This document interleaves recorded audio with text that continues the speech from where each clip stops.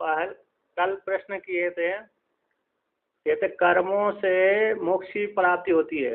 एक विकल्प किया था, अथवा विद्या को गौण मान करके कर्मों से मोक्ष की प्राप्ति होती है। दूसरा विकल्प, अथवा अरे विद्या और कर्म को प्रधान मान करके ज्ञान और कर्म की प्रधानता से ही मोक्ष की प्राप्ति होती है। तीसरा विकल्प है। चौथा विकल्प किया है विद्या प्रधान कर्म गुण से मोक्ष की प्राप्ति हो जाएगी, ये चौथा विकल्प। और पांचवा केवल विद्या के द्वारा ही मोक्ष की प्राप्ति होगी। ये 5 विकल्प किए थे, उसमें से 3 विकल्प का खंडन कर दिया। ना तो केवल कर्मों से मोक्ष की प्राप्ति होती है, ना विद्या को गुण मानकर कर्मों से मोक्ष की प्राप्ति होती है। और तीसरा विकल्प था विद्या और विद्या और कर्मों को प्रधान मानकर, दोनों विद्या और कर्म दोनों प्रधान है, इसके द्वारा भी मोक्ष की प्राप्ति नहीं होती। अब विद्या को प्रधान और कर्म की अपेक्षा को लेकर के, अथवा तीसरा को वर्णन करते हैं। तीसरे को जो है विद्या और कर्म को प्रधान मान करके मोक्ष की प्राप्ति हो जाएगी, परम से की प्राप्ति हो जाएगी, इसका खंडन करते हैं। कहते एतेन विद्या कर्मणो संयतोर संहतयोर मोक्ष आरंभकत्वम प्रत्युक्तम। किस प्रकार से कहते कर्म प्रधान विद्या और सृजनमिति समुच्चय को निराश करके अब सम समुच्चय को अतिदेश करते हैं। तो कहते हैं सम समुच्चय विद्या और कर्म के संयतों का संगतयोर, विद्या और कर्म दोनों का समान रूप से अधिकार है, प्रधान है, उनके द्वारा मोक्ष आरंभ हो जाएगा। इति जो प्रत्युक्तम, जो आपने ऐसा कहा था, विद्या भी प्रधान है और कर्म भी प्रधान है, इन दोनों के द्वारा ही न किसी से कम होना न किसी को ज्यादा होना, ऐसे दोनों के द्वारा ही दोनों को प्रधान मान करके सम्मान करके मोक्ष का आरंभ हो जाएगा। ऐसा जो आपने कहा था उसके विषय में हम कहते हैं विद्या कर्मणि मोक्ष प्रतिबंध हेतु निवर्तके इति चेत। विद्या और कर्म मोक्ष के प्रतिबंधक, मोक्ष का प्रतिबंधक कौन है? अज्ञान। उसके मोक्ष के प्रतिबंधक का हेतु अज्ञान, उसके निवर्तक में जो कारण बन जाएंगे विद्या और कर्म, मोक्ष के प्रतिबंधक का हेतु जो अज्ञान है, उस अज्ञान की निवृत्ति करने में विद्या कर्म कैसे हेतु बन जाए, कारण बन जाए। इति चेत, ऐसा मान लिया जाए, अर्थात अज्ञान को निवृत्त करके मोक्ष के प्रतिबंधक को निवृत्त करके विद्या और कर्म के द्वारा मोक्ष की प्राप्ति हो जाए। इति चेत, ऐसा कहो तो सिद्धांति कहता ना कर्मणः फलांतर दर्शनात्, कर्मों का फलांतर देखा जाता है। कर्मों का दूसरा फल होता है, ज्ञान का दूसरा फल होता है। कहते कर्म को फल क्या क्या है, तो इसका वर्णन करते हैं। उत्पत्ति संस्कार विकार आपतयो ही फलम कर्मणो दृश्यते। तो यहाँ पर कहते हैं उत्पत्ति एक फल कर्म का फल है, संस्कार दूसरे कर्म का फल है, विकार तीसरे कर्म का फल है, और आपति चौथे कर्म का फल है। ये 4 प्रकार कर्म होते हैं। उत्पाद्य, संस्कार्य, विकार्य, आप्य, इनके जो फल हैं उत्पत्ति संस्कार विकार और आपति। कहते हैं इन कर्मों का फल देखा जाता है क्या नहीं?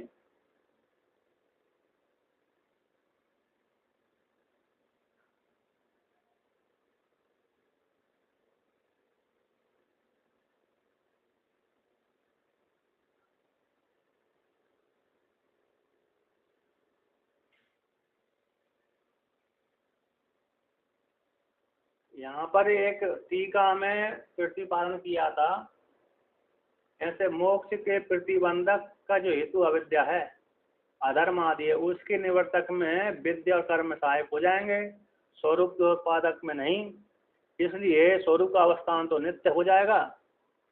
और जैसे प्रध्वंस, नैयायिक प्रध्वंस मानते हैं, ध्वंस को नित्य मानते हैं, तो यदि ध्वंस कृतक है, यद्यपि ध्वंस कृतक होने पर भी नित्य लोक नित्य है, उसी प्रकार से विद्या कर्मों के द्वारा अज्ञान की निवृत्ति हो जाने पर मोक्ष प्राप्ति हो जाएगी।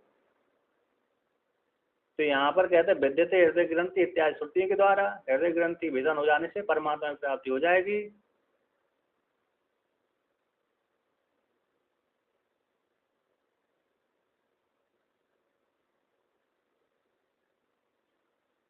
तो कहते हैं केवल विद्या साध्य अविद्या निवृत्ति, किंतु ये श्रुति कहती है विद्या हृदय ग्रंथि इत्यादि श्रुति से तो केवल विद्या साध्य अविद्या की निवृत्ति होती है, न तत्र विद्या सहायक कार्य अपेक्षा। तो यहाँ पर न तत्र विद्या के सहकार्य की अपेक्षा, विद्या को किसी की अपेक्षा नहीं होती। और कर्म फलम तो अन्य ही प्रसिद्धम, और कर्मों का फल तो अन्य ही देखा जाता है, ऐसा पूर्व सिद्धांति ने कहा था। तो यहाँ पर कहते हैं उत्पत्ति संस्कार विकार आपती रूप जो फल है कर्मों का फल अलग अलग देखा जाता है। उत्पत्ति किसको बोलते हैं? बोलते पुरोडास आदि की उत्पत्ति होती है ना, पुरोडास बनाना। पुरोडास मतलब अरे अग्नि में चुरू के माध्यम से चावल आदि पकाना, पकाकर फिर अग्नि के लिए अग्नि में पितरों के लिए अथवा देवताओं के लिए भोग लगाना, है ना, इसको बोलते हैं पुरोडास आदि की उत्पत्ति। यानी पिंडदान आदि जो करते हैं ना, तो अग्नि में चरु सिद्ध करते हैं, अथवा चरु सिद्ध करना, पितरों के लिए पिंडदान करना, देवताओं के लिए चरु सिद्ध करना, चावल आदि पका करके। और संस्कार है, संस्कार किसको बोलते हैं? भ्री आदि का, जल के माध्यम से जो चावल है, चावल की जो बाली है उन बालों को ऊपर, चावल की बालियों के ऊपर जल से प्रोक्षण करना, वो संस्कार कहलाता है। विकार यानी सोमलता के द्वारा रस निचोड़ते हैं और सोम उसका विकार हो गया। आपती वेद की प्राप्ति हो जाती है। इस प्रकार से कर्मों के फल चार अलग अलग देखे जाते हैं, कर्म फल प्रसिद्ध में। और आगे कहते हैं उत्पत्ति आदि फल विपरीत मोक्ष, तो उत्पत्ति आदि फल से विपरीत मोक्ष होता है। मोक्ष कैसा है? नित्य रहता है, उत्पन्न आदि नहीं होता। कैसा है? आत्मरूप जो मोक्ष है वह अनादि है, किसी के आदि नहीं है, अतिशय वाला है और अविकारी है और नित्य प्राप्त है और कर्मों के फल से विपरीत फल वाला है। जैसे एक पंचदशी में एक श्लोक आया है, अनुभूतेरभावेपि ब्रह्मास्मि इति एव चिंतताम अपि असत प्राप्त ध्यानात् नित्यात्म ब्रह्म किम पुनः। अनुभव न होने पर भी मैं ब्रह्म हूँ, इस प्रकार से चिंतन करना चाहिए। जैसे देवता हमारे सामने प्रकट नहीं है, फिर भी हम देवताओं की उपासना पूजा पाठ करने से वो हमारे सामने प्रकट हो जाते हैं। और ब्रह्म तो कैसा नित्य प्राप्त है, हृदय रूप गुहा में रहता है, उसके विषय में तो कहना ही क्या। इसलिए ब्रह्म कैसा नित्य है, वह इन उत्पत्ति आदि कर्मों के फल से भिन्न ही है, मोक्ष रूप जो फल है। और कहते एक कैमोतिक न्याय नहीं है। हाँ हाँ वहाँ, हाँ यहाँ पर हाँ अनुभूति इस श्रुति में लग रहा है, इसे हाँ हाँ हाँ यहाँ पर कहना ही क्या, हाँ वहाँ पर कैमोतिक न्याय लग रहा है। अनुभूतेर अभावे भी ब्रह्मास्मृति एव चिंतताम अभी सत प्राप्त ध्यानात् नित्यात्म ब्रह्म किम पुनः, यहाँ पर लग रहा है कैमोतिक न्याय। तो यहाँ पर कहते हैं गति श्रुतेर आपेति चेत, तो गति श्रुति होने से गमन करता है, तो गमन करने गति श्रुति के कारण प्राप्त हो जाएगा। आपेति चेत मान लिया जाए, जैसे गति श्रुति इस देश से दूसरे देश को जाता है, प्राप्त करता है, ब्रह्मलोक की प्राप्ति होती है कि नहीं। गति श्रुति कैसी है? जैसे अचिरादि मार्ग से जाता है व्यक्ति, अक्षरादि मार्ग से गति श्रवण होने से ब्रह्मांड के बाहर बहिस्थित ब्रह्म की प्राप्ति मोक्ष हो जाती है। जैसे व्यक्ति यहाँ पर जाता है, कहाँ से जाता है? उत्तरायण मार्ग से जाता है, उत्तरायण मार्ग से जाता हुआ सूर्यलोक से होकर के वह ब्रह्मलोक में चला जाता है। तो ब्रह्मलोक में जाकर के ब्रह्म की प्राप्ति हो जाती है। तो ब्रह्मलोक से फिर ब्रह्मांड के बाद ब्रह्म की प्राप्ति, जो मोक्ष की फल की प्राप्ति हो जाती है। ब्रह्मांड के बाह्य स्थित जो ब्रह्म है उसकी प्राप्ति हो जाती है गति श्रुति होने से। तो कहते गति श्रुति का के द्वारा, गति श्रुति से भी आप मान लिया प्राप्त हो जाएगा ब्रह्म चेत। तो उसी को कठोपनिषद में कहा गया है, अन्य अनुपनिषदों में कहा गया ऐसा,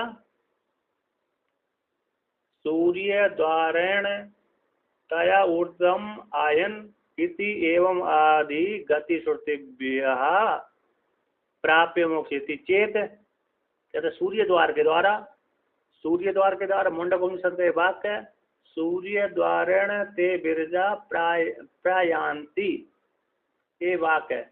सूर्य द्वार के द्वारा ते वे साधक है, बिरजा रज से रहित लोक को, पाप से रहित रज से रहित होते हुए भी लोग प्रयांति मोक्ष रूप फल को प्राप्त कर लेते हैं।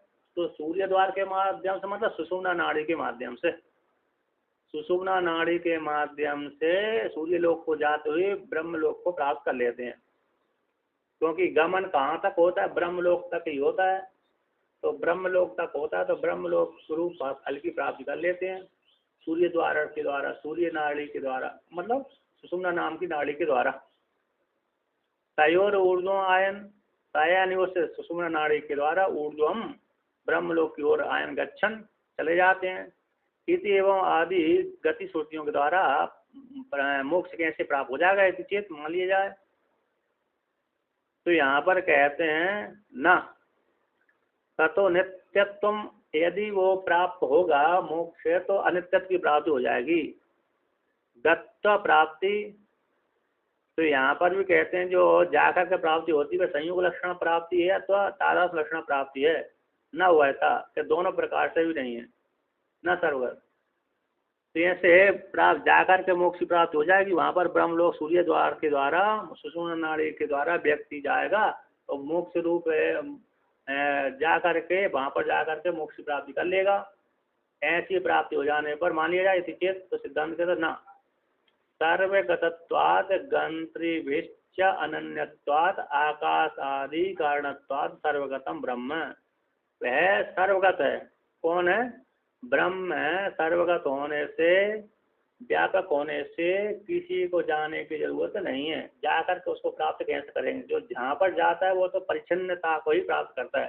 कहता है गंत्री विश्च अनन्यत्वात्, और जो ब्रह्म कैसा है गंताओं के साथ, गमन करने वालों का भी के साथ भी अनन्यत्व रूप से अवस्थित रहता है। और आकाश आदि कारणत्वात्, वह परमात्मा आकाश आदि का कारण है और आकाश समान व्यापक है। सर्वगतम ब्रह्म है, और ब्रह्म कैसे? सर्वगत ब्रह्म है, वह सर्वगत है और गंताओं के साथ भी अनन्यत्व प्राप्त होने वाला है और आकाश आदि का कारण है। इसलिए उस ब्रह्म को जाकर के प्राप्त किया जाए, ऐसा मोक्ष नित्य नहीं हो सकता।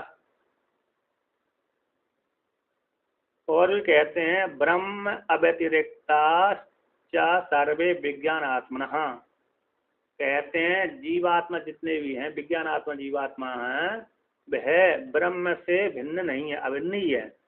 जब अभिन्न है तो फिर उनकी प्राप्ति कैसे होगी?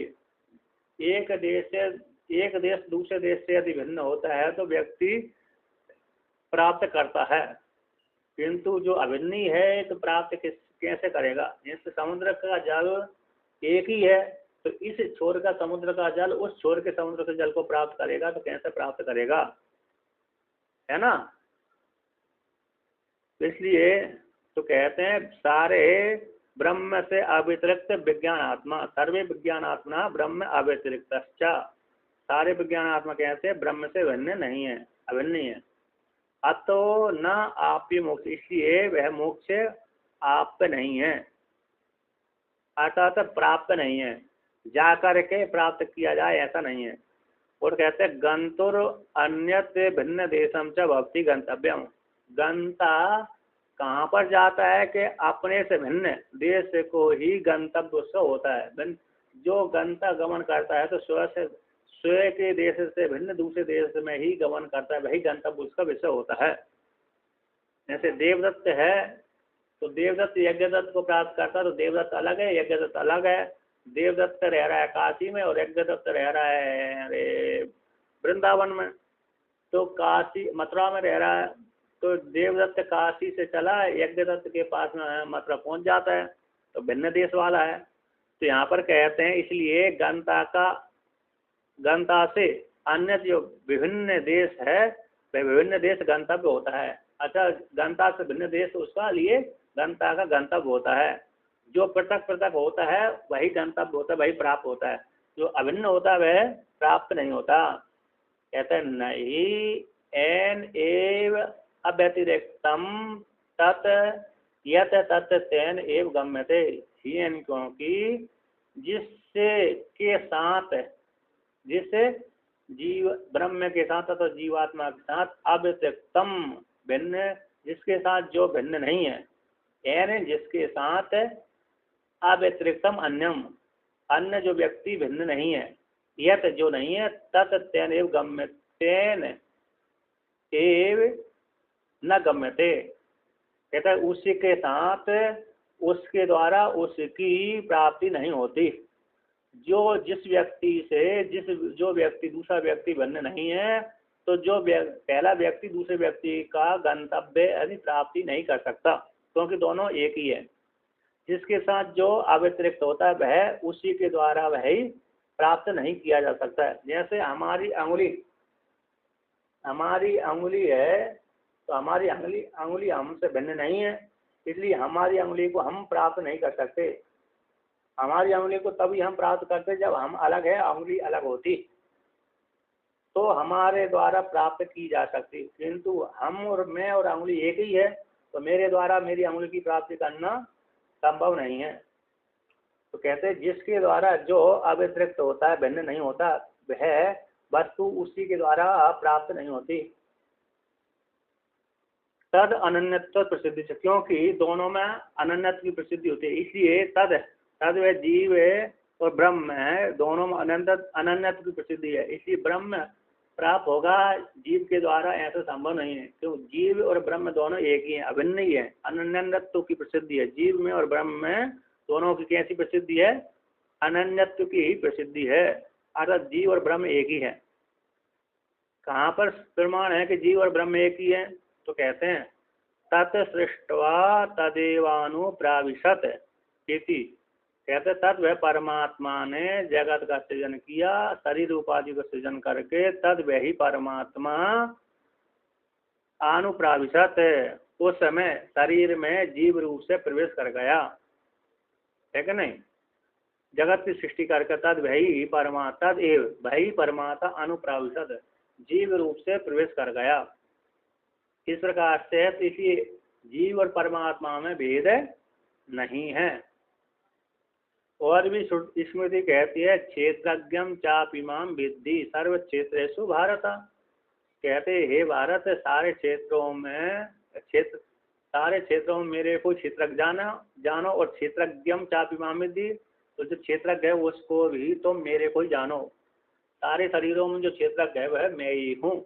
इस प्रकार से गीता भी स्मृति भी कहती है इति एवं आदि श्रुति स्मृति सतेभ्य। इस प्रकार से सैकड़ों श्रुतियाँ सैकड़ों स्मृतियों के द्वारा जीवात्मा परमात्मा अभिन्नत्व की प्राप्ति कराते हैं, बोध कराते हैं। इसलिए जीवात्मा परमात्मा में न होने के कारण जीव इस देश को छोड़ करके दूसरे देश में जा करके ब्रह्म को प्राप्त करेगा, मोक्ष रूप फल की प्राप्ति होगी, ऐसा संभव नहीं है। अतः जो ब्रह्म रूप मोक्ष प्राप्त नहीं होता, जो प्राप्त होता है वह अनित्य ही होता है। कहते हैं फिर क्या कहते हैं, यदि ऐसा नहीं मानते, यदि ब्रह्म में प्राप्त नहीं है तो जो गति श्रुति का प्रतिपादन किया है तो उनके साथ विरोध हो जाएगा। तो यहाँ पर पूर्व पक्षी कहता है गति ऐश्वर्य आदि श्रुति विरोधी चेत, जो गमन करने बोध कराने प्राप्त गच्छति जा करके प्राप्त करता है, गत्वा प्राप्त होती जा करके प्राप्त करता है। अर्थरादि मार्ग के द्वारा व्यक्ति गमन करता ऊर्ध्व गमन करता है, अर्थरादि मार्ग से जाता है और जा करके प्राप्त कर लेता है। तो गति वाली ऐश्वर्य आदि, तो ईश्वर का जीव का जो ऐश्वर्य है, उपासना का जो फल है इत्यादि को बोध कराने वाली जो ऐश्वर्य को बोध कराने वाली श्रुति हैं उन श्रुतियों के साथ विरोध हो जाएगा। यदि जीव प्राप्त करके जा करके प्राप्त नहीं करेगा तो ये वो एक गति को बोध कराने गति का कथन करने वाली श्रुतियां हैं, ऐश्वर्य को बोध कराने वाली श्रुतियों के साथ विरोध हो जाएगा। इसी चेत ऐसा कहो तो ये ऐसी प्राप्ति हो जाने पर तो यहाँ पर कहते हैं अतापि फिर भी स्याद यदि अप्राप्य मोक्षस्य तदह गति श्रुति नाम, तो इस शंका का विवरण करते हैं। कहते हैं अतः फिर भी शायद यदि अप्राप्य मोक्षस्य मोक्ष प्राप्त नहीं होता, जा करके यहाँ से जा करके ब्रह्मलोक में जा करके मोक्ष रूप फल की प्राप्ति नहीं होती, तदा उस काल में गति श्रुति नाम जो गति को बोध कराने वाली श्रुतियों का क्या हो जाएगा, विरोध हो जाएगा। सा एकदा वह जीवात्मा परमात्मा के साथ एकीभूत हो जाता है। ये श्रुति कर रही है कि सा यदि पितृलोक कामो भवति स्त्रीभिर व यानेर व इत्यादि श्रुति नाम चा कोपास्यादिति चेत, तो कहते हैं सा साधक यदि पितृलोक काम भवती, उसको पितृलोक की कामना होती है तो वह जैसी कामना करता है स्वप्न में उसी प्रकार से कामना पूर्ति करने वाला हो जाता है। जैसे आप स्वप्न में जैसी कामना करते हैं उसी प्रकार की फल की अनुभूति हो जाती है, प्राप्ति हो जाती है। कहते स्त्री यान जो स्त्रियों के साथ और यान यानी विमान आदियों के साथ स्वप्न में जीव घूमता रहता है, उसी प्रकार से जो गति छुट्टी है ऐश्वर्य का वो कराने वाली ऐश्वर्य हो गया कि स्त्री भर यानी अपनी ऐश्वर्य के सामर्थ्य से वह पुरुष कई कई स्त्रियों के साथ विहार आदि करता रहता है, विमानों में बैठ करके भ्रमण करता रहता है। और जब गति है पितृलोक की इच्छा हो गई तो वह अरे पितृलोक चला जाता है, स्वर्गलोक की इच्छा हो गई स्वर्गलोक चला जाता है, ब्रह्मलोक की इच्छा होगी ब्रह्मलोक चला जाता है। और एक दफा होती एक भी हो जाता है, एक प्रकार से हो जाता है सुसुप्ति में और वहाँ पर स्वप्न में भी। तो इस प्रकार से जो गति ऐश्वर्य आदि श्रुति के साथ विरोध हो जाएगा। इत्यादि श्रुतियों का क्या कोप हो जाएगा, क्योंकि आप तो बोले हैं यहाँ से जा करके वहाँ पर ब्रह्म रूप मोक्ष की फल की प्राप्ति नहीं होती, ब्रह्म मोक्ष रूप फल की ब्रह्म रूप जो मोक्ष है उसकी फल की प्राप्ति नहीं होती, प्राप्त नहीं है। जो प्राप्त होगा तो अनित्य हो जाएगा। और यदि अनित्य हो रहा है तो जो श्रुति बोध करा नहीं कि यहाँ एकदम हो जाता है और ऐश्वर्य आदि को बोध कराने वाली श्रुतियों का भी व्यापक हो जाएगा, गमन करने वाली श्रुतियों का भी व्यापक हो जाएगा। किसी चेत ऐसा कहो तो सिद्धांत कहता न कार्य ब्रह्म विषयत्वात् तासाम, कहते हैं गति ऐश्वर्य आदि को बोध कराने वाली श्रुतियों का तो कार्य ब्रह्म को विषय करने वाली है। जो श्रुति है गति को बोध कराने वाली श्रुति है और ऐश्वर्य को बोध कराने वाली श्रुतियां तो कार्य ब्रह्म को विषय करने वाली हैं। यानी हाँ, अब ब्रह्म पहले से ही प्राप्त है। हाँ, प्राप्ति की प्राप्ति हो रही है, मतलब निवृत्ति हो रही है, अप्राप्ति की निवृत्ति कर रहे हैं।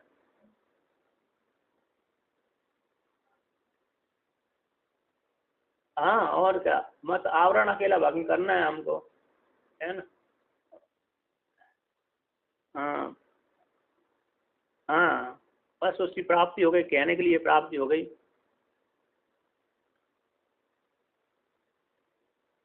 हाँ, क्योंकि ब्रह्म के बिना तो कोई सत्ता ही नहीं है। आकाश के बिना जैसे किसी की सत्ता नहीं है ना। अब आपको खाली जगह मिली नहीं है तो अरे कैसे जाओगे बाहर। जैसे जिस बस में बहुत ठसम तक भरी हुई है ना, तो उसमें हम बैठ नहीं सकते, बैठ सकते हैं।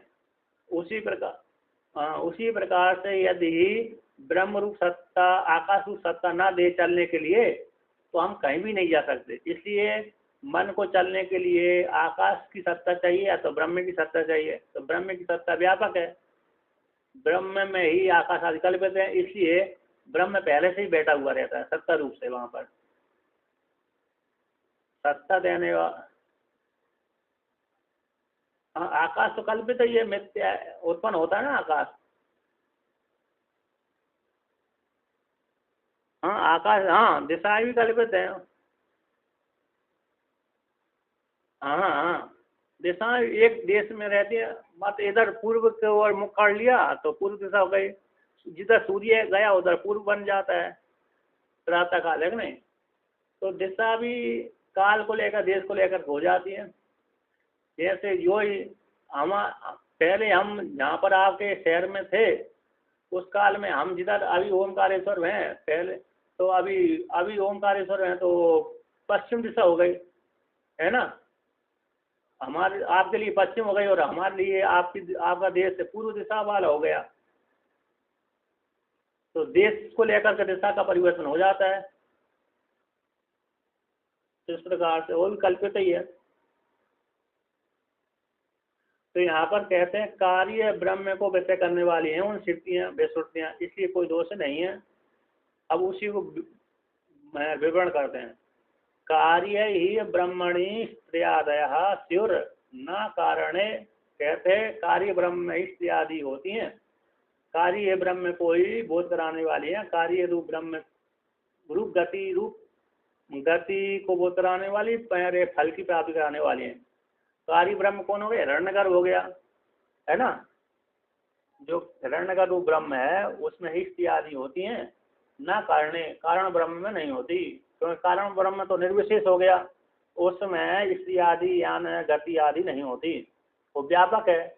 जो परिचय और कार्य ब्रह्म कैसे परिचन्न लोक विशेष में रहता है, इसलिए वहां पर है ऐश्वर्य आदि गति आदि बन जाती है, ब्रह्मलोक आदि, है ना।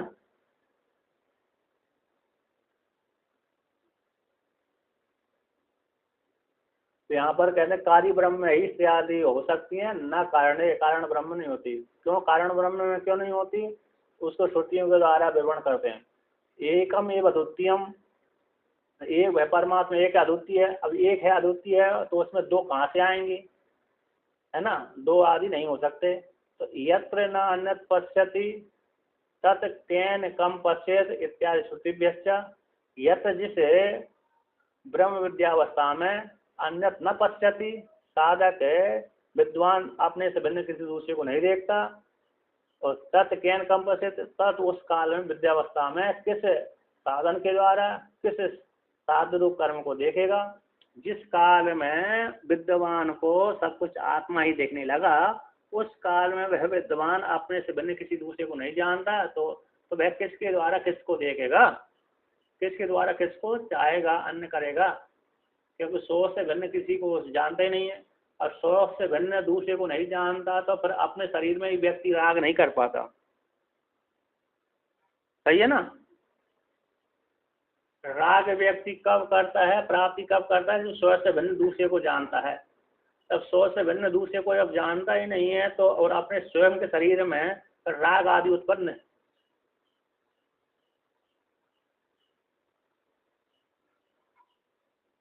हाँ प्राप्ति नहीं है, मात्र समझा जाता है, जाना जाता है, जाना जाता है। तो ब्रह्म मेरा स्वरूप है। तो यहाँ पर कहते हैं विरोधाचा विरोधात चा विद्या कर्मणों समुच्चय अनुपत्ति, और भी कहते हैं विद्या कर्म का समुच्चय की अनुपत्ति हो, विरोध होने से, है ना, विरोध भी होता है, विरोधाचा और विरोध भी होता है। तो विद्या और कर्मों का समुच्चय की उत्पत्ति नहीं होती। विद्या और कर्म समुच्चय मानेंगे तो उसमें विरोध होता है। विद्या जगत को बात करने वाली है और कर्म जगत को प्रदान करने वाले। कर्म जितने भी होते हैं वे जगत को देने वाले होते हैं, और विद्या क्या होती है? जगत को छुड़ाने वाली होती है। इसलिए विद्या कर्म विरोध होने से, इसलिए विद्या और कर्मों के द्वारा मोक्ष की प्राप्ति नहीं हो सकती। कहते हैं विद्या क्या करती है? तो प्रबलीन, यहाँ पर कहते हैं प्रबलीन प्रबलीन कर्तादि कारक विशेष तत्व विषय ही विद्या तद विपरीत कारक साध्यन कर्मणा विरुद्धते। प्रबलीन हो गए या नष्ट हो गए, जिसमें बाधित हो गए या नष्ट हो गए, बाधित हो गए, जिसमें क्या? कर्ता आदि कारक विशेष, है ना, कर्ता आदि कारक विशेष का बात करने वाली जो विद्या है वह तत्व को विषय करने वाली विद्या होती है। फिर भी लीन हो गए, बाधित हो गए कर्ता आदि कारक विशेष, विशेष जिसमें ऐसे तत्व को विषय करने वाली विद्या होती है। तद विपरीत, उससे विद्या से विपरीत कारक आदि साध्य के द्वारा कर्मणा विरुद्ध थे वो।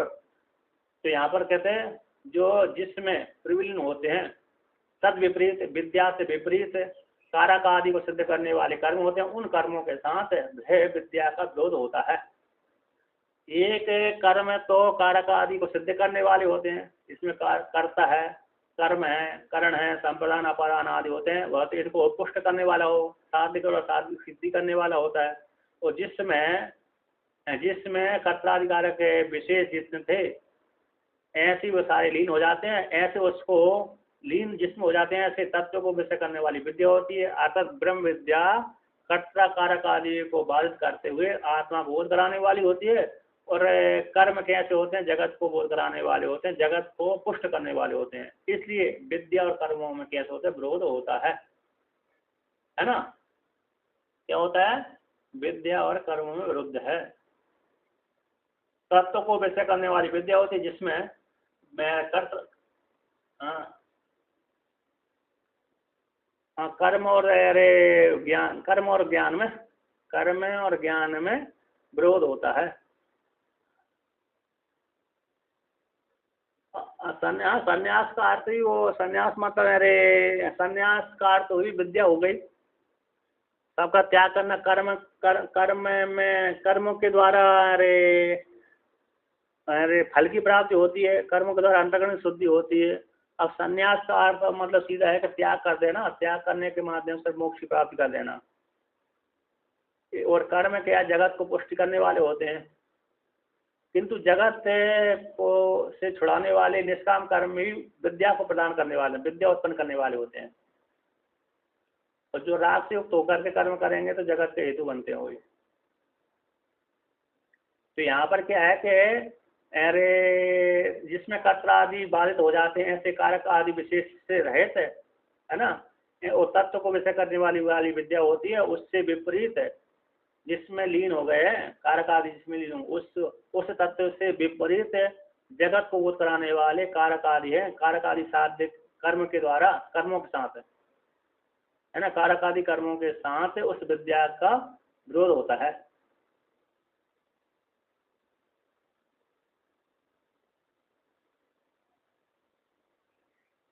जिसमें लीन हो गए हैं, जिसमें लीन हो जाते हैं, ऐसे विद्या, तत्व को विषय करने वाली विद्या के साथ कर्मों का विरोध होता है। अब उसी कहते हैं, नहीं एकम वस्तु परमांशतः कर्तृआदि विशेषवत तत्शून्यत्वम शून्यम च उभयतः दृष्टुम शक्यते। ये क्योंकि एक जो वस्तु है पारमार्थ रूप से, एक तो कर्ता आदि विशेष शून्य, कर्ता है, कारक कर्म है, करण है, संप्रदान आदि से रहित है ना। और एक वही वस्तु कर्ता आदि विशेष वाली है। कैसी है, एक ही जो वस्तु है पारमार्थ रूप से कर्ता आदि विशेष वाली हो जाए और उससे शून्य भी हो जाए।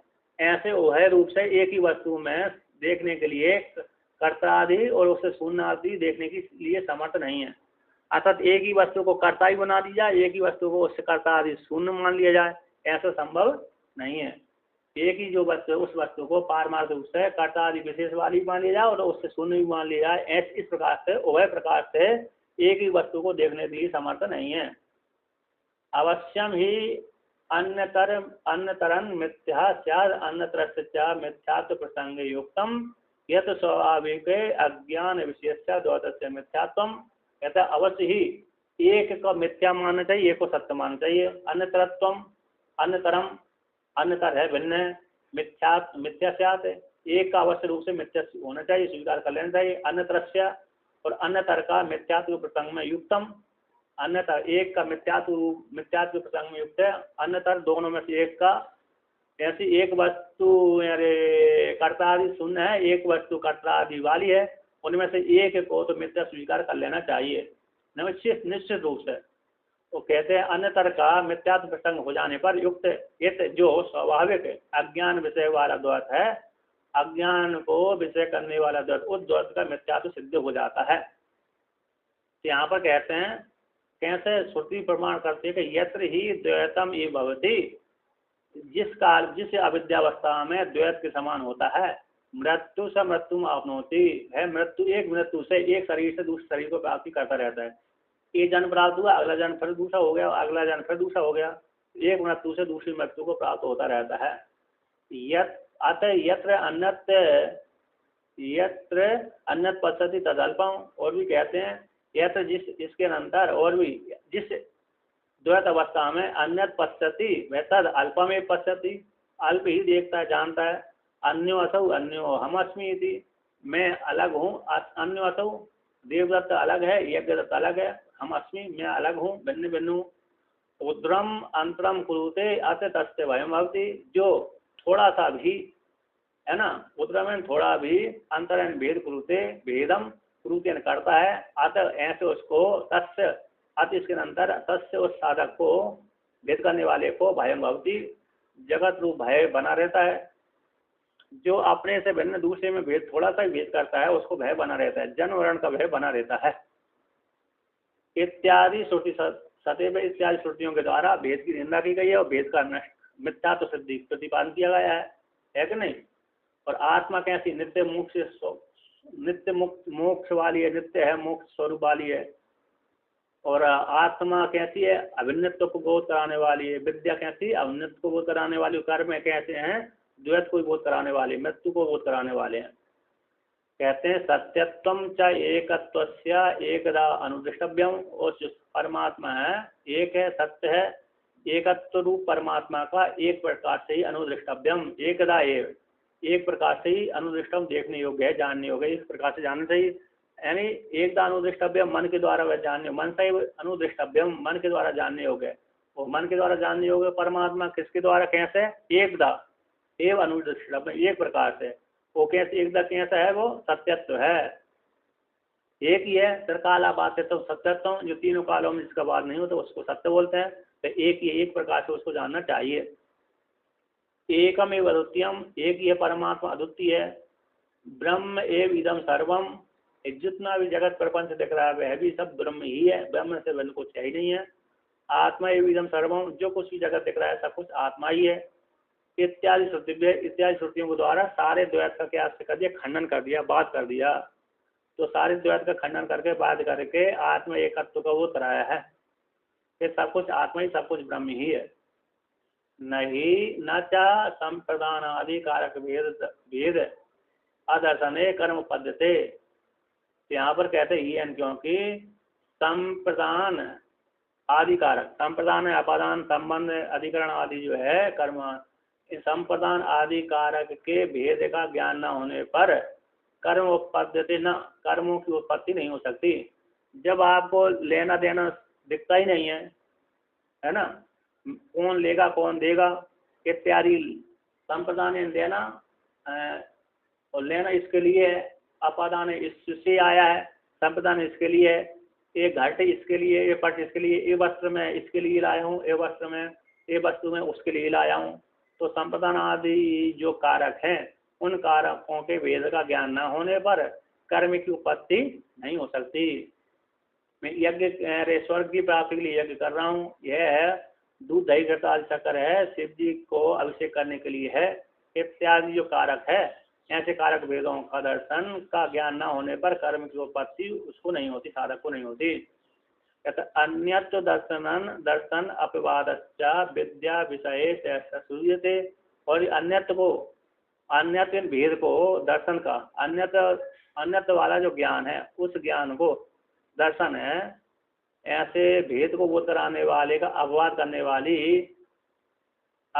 वाली सैकड़ों श्रुतियाँ विद्यमान है। कहते विद्या के विषय में, तो विद्या इन ज्ञान के प्रसंग में अन्यत्र को, जिस प्रसंग चल रहा हो, ज्ञान का प्रसंग चल रहा होगा, तो ज्ञान के प्रसंग में जो ज्ञान के बीच में अविद्या को नष्ट करने वाली, अन्यत्र दर्शन का अपवाद करने वाली सैकड़ों श्रुतियाँ, यानी हजारों श्रुतियाँ सुनी जाती हैं। जिस काल में ज्ञान का प्रसंग चल रहा है उस काल में हजारों की संख्या में श्रुतियाँ जगत को बात करने वाली देखी गई हैं, सुनी गई हैं, जानी गई हैं। तो कहते हैं अतो विरोधो विद्या कर्म, अतः इस हेतु से विद्या और कर्म में विरोध होता है। यानी विद्या मोक्ष को देने वाली होती है और कर्म कैसे जगत को देने वाले हैं। अतः समुच्चय अनुपत्ति, इसी हेतु से विद्या और कर्मों के द्वारा समुच्चय की उत्पत्ति नहीं हो सकती। विद्या और कर्मों के माध्यम से मोक्ष की प्राप्ति नहीं हो सकती। समुच्चय की उत्पत्ति नहीं हुई तो मोक्ष कहाँ से प्राप्त होगा। और आगे कहते हैं, क्या कहते हैं, यत्र यदुक्तम संहताभ्याम विद्या कर्माभ्याम मोक्षिति। कहते जो आपने कहा था यदुक्तम, तत्र वहाँ पर पहले कहा था कि विद्या और कर्मों के द्वारा, विद्या कर्मों के समुच्चय से मोक्ष हो जाएगा। इति जो आपने कहा था, अनुपन्नम तत् भय उत्पन्न नहीं होता। क्यों है कि नहीं? क्योंकि दोनों में विरोध होने से। अब यहाँ पर कहते हैं यदि ऐसा मानेंगे विद्या कर्मों के द्वारा समुच्चय उत्पन्न नहीं होगी तो कर्मों का विरोध हो जाएगा। श्रुति कर्मों का साथ श्रुतियों का विरोध हो जाएगा। कहते भीतत्वात् कर्मणाम श्रुति विरोध यदि चेत, कर्मों का विधान होने से श्रुति के साथ विरोध हो जाएगा यदि चेत। एक तो विद्या वाली श्रुतियाँ जगत को गोल कराने वाली है, कर्म को नाश करने वाली है, और दूसरा कर्म का बात करने वाली, और कर्म का तो विधान किया गया है। कर्मों को तो हर संध्या उपासिता नित्यम अग्निहोत्रम जियात है ना, इत्यादि श्रुतियाँ क्या करती हैं, कर्मों को विधान करती हैं। तो उन श्रुतियों का विद्या को गोल कराने वाली श्रुतियों के साथ विरोध हो जाएगा, ज्ञान के साथ विरोध हो जाएगा यदि चेत। अब ये शंका है, उसका विवरण करते हैं। कहते हैं यदि उपमृद्य कर्त्राधिकारक विशेषम आत्मेकत्व विज्ञानम विधीयते सर्पादि भ्रांति विज्ञान उपमर्दक रज्ज्वादि विषय विज्ञानवत। जैसे उपमृद्य करके बाधित करके, कैसे, जैसे सर्पादि भ्रांति, सर्प आदि की जो भ्रांति हो जाती है, ऊषर खेत में जल की भ्रांति हो जाती है, फूट में चोर की बुद्धि हो जाती है ना, और वृक्ष के भीतर यक्ष की बेताल की बुद्धि हो जाती है, भ्रांति हो जाती है। तो और रस्सी में सर्प की भ्रांति हो जाती है।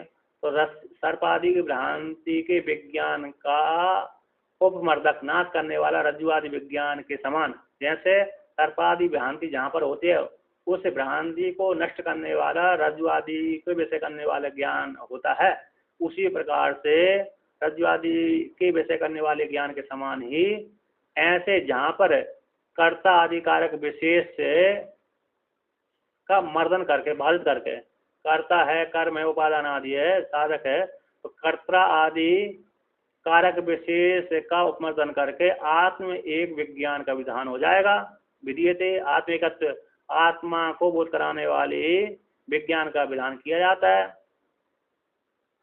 तो जो ऐसी प्राप्ति हो रही है, विधान किया जाता है, तो प्राप्ति करेंगे तो प्राप्त एवं तरी, तो प्राप्त से ऐसी विधान, तो आत्म एकत्व विज्ञान को बोध कराने वाली श्रुतियों का विधान यदि करते हैं एवं तरी, तो फिर क्या होता है, प्राप्त से यदि आत्म एकत्व विज्ञान करने वाली श्रुतियों का प्राप्त हो रहा है तो कर्म विधि श्रुति नाम निर्विषयत्वात् विरोधा। कहते हैं कर्म विधि वाली श्रुति, कर्म को बोध कराने वाली जो श्रुतियां हैं, कर्म विधि वाली जो श्रुतियां, उन श्रुतियों का कोई विषय न होने से ज्ञान को बोध कराने वाली श्रुतियों के साथ विरोध हो जाएगा इति चेत। और कहते हैं कर्माण भीतानि च कर्माणि, और कहते हैं कर्म का तो विधान किया गया, अरहर संध्या उपासिता नित्यम अग्निहोत्रम जुह्यात। तो कहते हैं साचा विरोध न युक्ता, और जो विरोध हो रहा है क्योंकि ज्ञान को बोध कराने वाली श्रुतियां हैं, कर्ता आदि कारक के भेद को नष्ट कर देती हैं, बाधित कर देती हैं, और जो कर्म वाली श्रुति हैं भेद को बनाए रखती हैं। तो भेद को बनाए रखने वाली श्रुतियों का और भेद को नष्ट करने वाली श्रुतियों के साथ विरोध हो रहा है, किंतु वास्तव में तो कर्मों का तो विधान किया गया है। तो वह सब विधान जो विरोध हो रहा है वह अच्छा विरोध न युक्ता, या ज्ञान कांड के साथ कर्म कांड के वाली श्रुतियों का विरोध युक्त नहीं है। क्यों? प्रमाणत्वात् श्रुति नाम इति चेत। कहते हैं जो श्रुतियां हैं अरे कर्म को विधान करने वाली श्रुतियों का भी प्रमाणत्वात् है, प्रमाण वाली होने से, है ना। कर्म को विधान करने वाली श्रुतियां भी प्रमाणित हैं वेद वेद होने से, तो प्रमाण होने से उनके साथ ज्ञान कांड वाली श्रुति, अरे भेद को नष्ट करने वाली श्रुतियों के साथ विरोध ठीक नहीं है। इति चेत, ऐसा कहो तो सिद्धांत कहता ना, ऐसी बात नहीं है। पुरुषार्थ उपदेश परत्वात् श्रुति नाम, कहते श्रुतियां पुरुष रूप प्रयोजन के अर्थ को सिद्ध करने के उपदेश परक वाली हैं। अतः जो श्रुतियां हैं, ज्ञान परक जो श्रुतियां हैं, वह पुरुषार्थ रूप जो मोक्ष के उपदेश परक वाली श्रुतियां हैं। पुरुष रूप प्रयोजन, पुरुष का प्रयोजन क्या है? मोक्ष, तो मोक्ष रूप उपदेश परक वाली श्रुतियां हैं। श्रुतियां क्या कर रही हैं? ज्ञान परक वाली श्रुतियां पुरुष के मोक्ष को उपदेश करने वाली है क्या नहीं? श्रुतियां परम पुरुषार्थ को उपदेश करने में तत्पर हैं, उपदेश परक वाली हैं। अतः श्रुतियां क्या कर रही हैं? मोक्ष को प्रदान कर रही हैं, ब्रह्म ज्ञान को बोध कराने वाली हैं। परम पुरुषार्थ क्या? मोक्ष है, उसको बोध कराने वाली, उपदेश को प्रदर्शक है। तो यहाँ पर कहते हैं विद्या उपदेश परा तावत् श्रुति संसारात् पुरुष मोक्षितव्य इति संसार हेतु अविद्याया विद्या निवृत्ति कर्तव्य इति विद्या प्रकाशकत्वेन प्रवृत्ता न इति विरोधः। कहते हैं विद्या ज्ञान के उद्देश्य परक तावत् श्रुति हैं, विद्या के उद्देश्य परक जो श्रुतियां, ज्ञान परक वाली श्रुतियां, वे विद्या ज्ञान के उद्देश्य परक वाली श्रुतियां हैं। वह पुरुष को संसार से मोक्ष कराने के लिए प्रवृत्त हुई है। इसलिए मोक्षितव्य, संसार से पुरुष को मोक्ष कराना चाहिए। इसलिए विद्या के उद्देश्य परक वाली वह श्रुतियां हैं। इसलिए संसार का जो हेतु अविद्या है, संसार का हेतु कौन है? अविद्या। उस अविद्या का विद्या के द्वारा निवृत्ति करना चाहिए, जिससे जीव को निर्विशेष सुख की अनुभूति हो। इसी हेतु से करना चाहिए। इसलिए विद्या प्रकाशकत्वेन, विद्या के प्रकाशक रूप से ये विद्या को उपदेश कराने वाली श्रुतियां प्रवृत्त हुई हैं। इसीलिए न विरोधा, कर्म कांड के वाली श्रुतियों का ज्ञान कांड वाली श्रुतियों के साथ कोई विरोध नहीं है।